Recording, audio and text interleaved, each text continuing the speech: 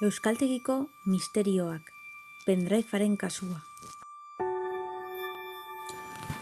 Uda da eta aire girotua matxuratu eginda euskaltegiko bulegoetan. Bapatean, idazkari hau hartu da lapurtu egin diotela mai gainean zeukan memoria arkatz edo pendrivea. Eta bertan zeuden grabatuta azterketetako galderak. Zuzendariak galdeketa egin die une hartan bulegoan zeuden guztiei. Zertan ari zineten hemen? Ni telefonoz ari nintzen eta aldi berean hainbat jenderi atenditzen, erantzun dio idazkariak.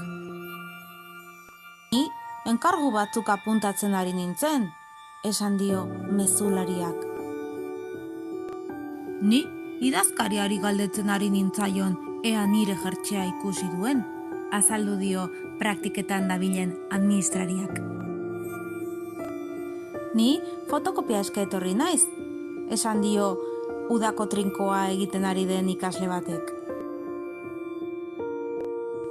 Nork hartu ote du pendrivea?